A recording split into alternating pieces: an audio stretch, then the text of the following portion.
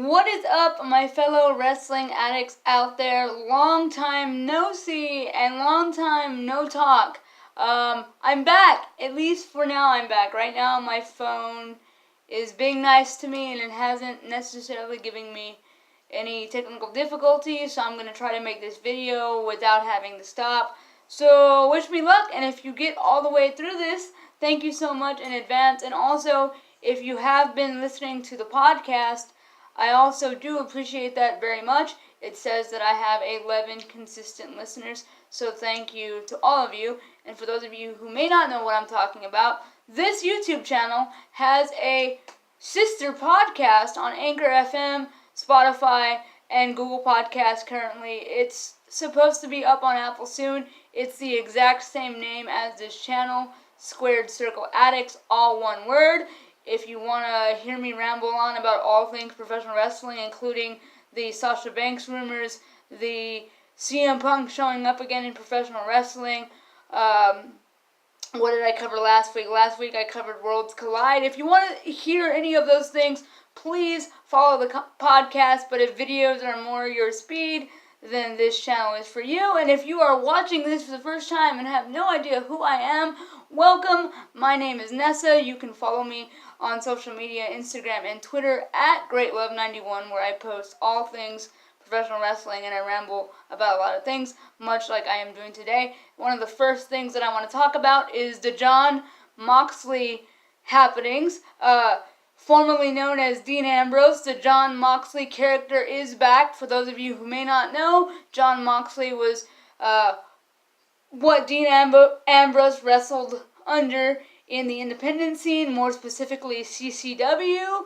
And yeah, like his character, his persona, this is essentially who he is. And essentially the Jon Moxley character is the true lunatic fringe because he, participated in barbed wire matches and backyard wrestling matches and just like all out hardcore matches, death matches. And I definitely think his character then didn't fit the bill for WWE, which is why he transformed to Dean Ambrose. But now that he is a free agent, Jon Moxley is back. I think the video had over 100,000 views within 1 hour, which is insane. That should just show you how many people care about Jon and what he does next. A lot of people are speculating that he is headed to AEW because in the video that he released, they show 2 dice referencing Double or Nothing, and the numbers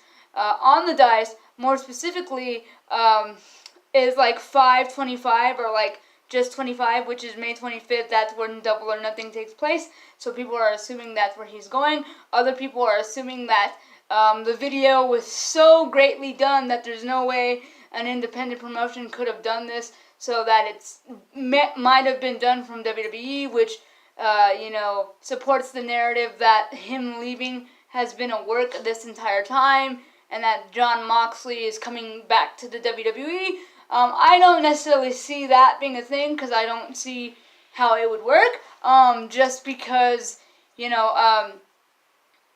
like I said, his Jon Moxley character is more of a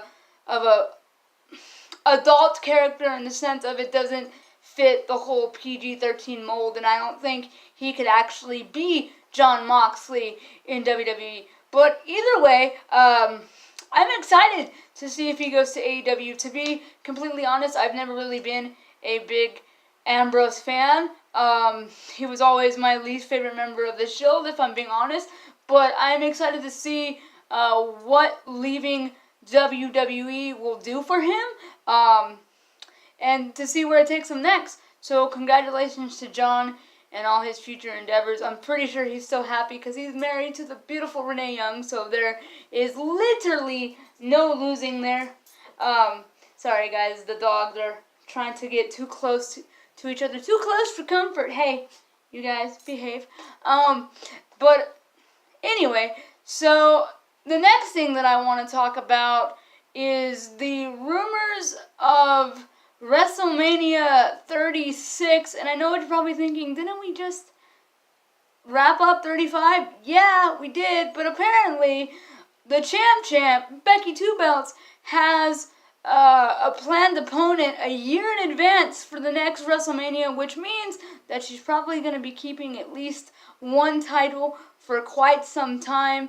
I read somewhere that currently, right now, neither Charlotte Flair nor Ronda Rousey are a pinned opponent for Becky Lynch, so a lot of people are speculating who is it going to be. Me, personally, I would like to see someone like Shayna Baszler, Rhea Ripley, Toni Storm.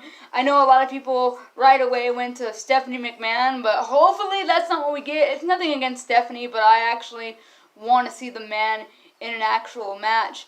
But I just think it's crazy because her having a match planned out a year in advance shows her power in the sense of she truly is the biggest star in WWE right now. You know, usually they don't plan matches this far in advance unless you're someone like The Rock or John Cena. You know what I mean? So I think that kind of shuts down the narrative of Becky's momentum is dying and nobody cares about Becky anymore, because if you guys watched it Monday Night Raw and on SmackDown, she had an amazing reception. Becky Two Belts was everywhere. So I think the people that have that notion of like, oh, her hype is dying down, are just people that have never really been fans anyway.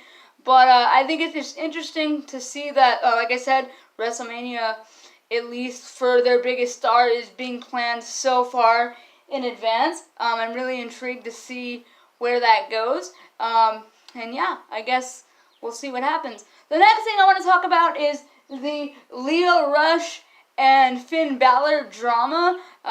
Apparently, it was the rumors were going around that Lio Rush has heat because he refused to fetch Finn Balor water and, carry his bag for him, because apparently in the wrestling business there is this idea that talent that hasn't been there for that long has to cater to the veteran talent. Sorry guys, I have to keep an extra eye on the dogs. But that they cater to the veteran talent and that they have to pretty much like be their bellboys and do whatever they're told by them.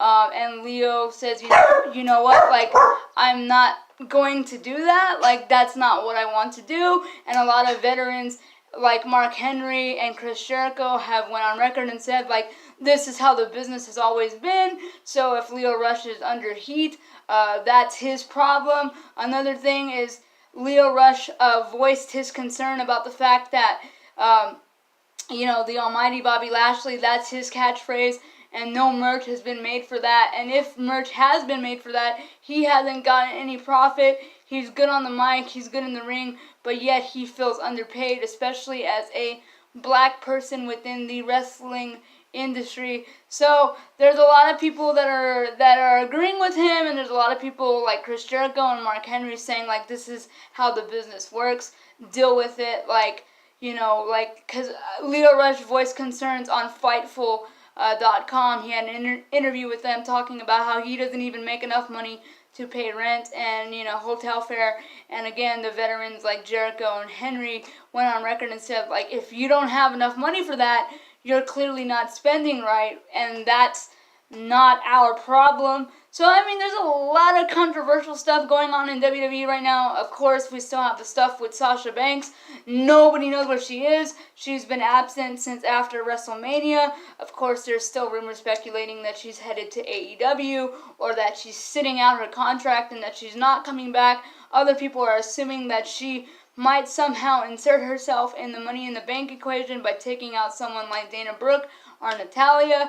But truthfully, we don't really know. An Instagram photo surfaced that Bayley posted, and it would seem that she dyed her hair black, and people are losing their damn minds over it. It's crazy, but that just shows how big Sasha Banks is. I'm wearing her shirt today. It says, I am the boss, because I am a 100% boss fan. Boss and hug connection, if you will, even. It's crazy because, that just shows you, again, how important she is. And whether you like her or you don't, you can't deny the impact that she's had within the WWE in such a short time. And to me, in my estimation, I will go on record and say this, I think Sasha Banks is one of the best in-ring performers today, whether that be man or woman. And I even would go as far to say is that I think she's a better in-ring worker than Charlotte Flair. I know people might vilify me for that, so go off in the comments if you'd like to. But as of right now, those are all the things going on with the WWE as far as like news and rumors are concerned. Of course, the Money in the Bank participants were named, but I don't want to delve into that just yet because that video is coming later because I want predictions for the show and things like that. But this is just the, I guess, a hodgepodge of all the news and rumors. So I hope you enjoyed this video. Please like and subscribe. Leave a comment down below. Maybe give me suggestions of what you want me to talk about in the next video or the next podcast.